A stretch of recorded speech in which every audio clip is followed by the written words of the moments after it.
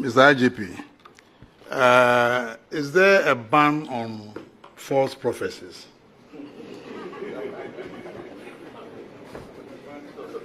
Because, it's creating a lot of fear, and panic in the system.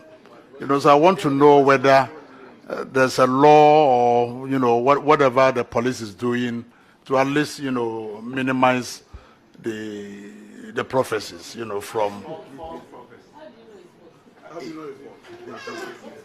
A lot of them are false, especially, Okay. Honorable Chair, it's a very difficult question for me. But as a Christian and somebody who also believes in prophecies, and by extension, I'm a prophet in my own right, because as a son of God, God will always have the opportunity to have engagement with you and tell you things in the future, if only you are ready to listen. But all the issues that we have been putting across as an institution is to prove to everybody that we are not against prophecies. We are talking about communication of such prophecies that will end up creating fear and panic in our society, which is unwarranted.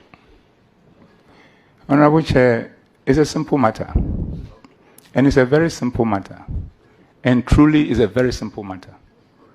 And what is it? Honorable Chair, before I became IGP, nobody prophesied about me.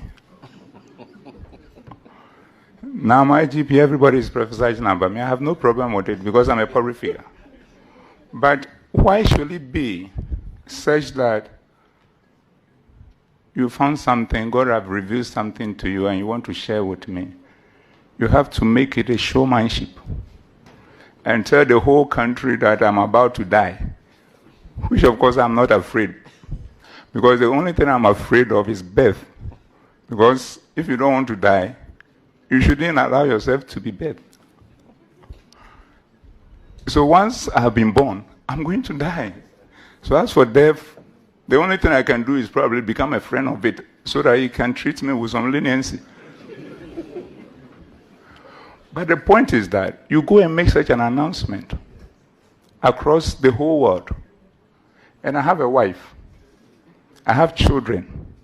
I have a parent who is alive. And I have family members.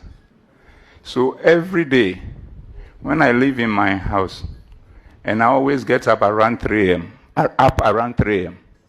and today I slept up to 5 a.m., my wife will be thinking that I'm dead. And this is something she is going to live with for the rest of her life. And why is it that God himself decided not to tell us when we are going to die? It means a lot.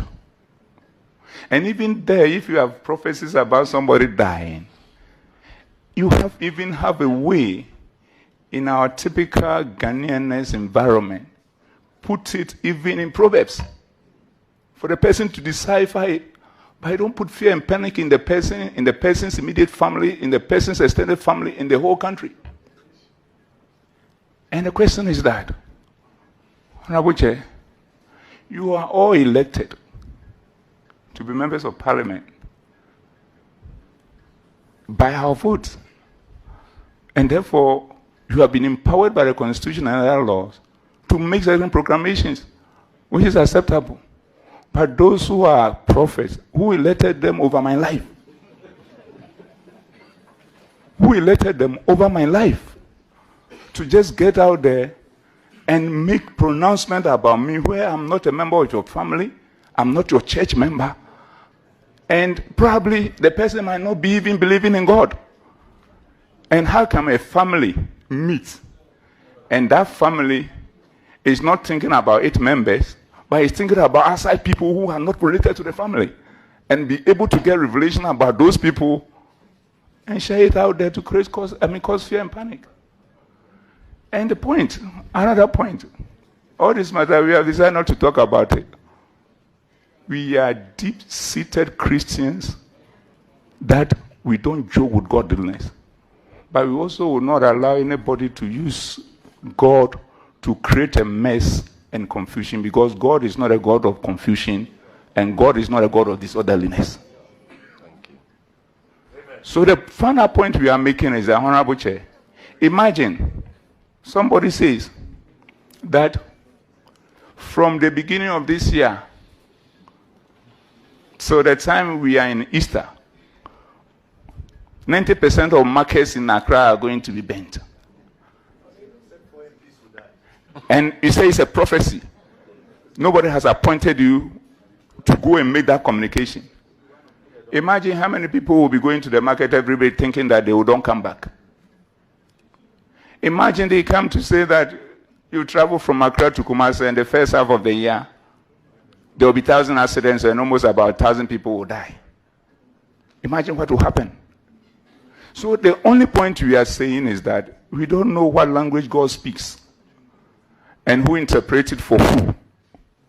But the point is that if God speaks to you, and then you go out there, ask the same God to give you guidance as to how it should be communicated, that will not affect the life of individuals in a manner that will put them in fear, put their immediate family in fear, the extended family in fear, the country in fear.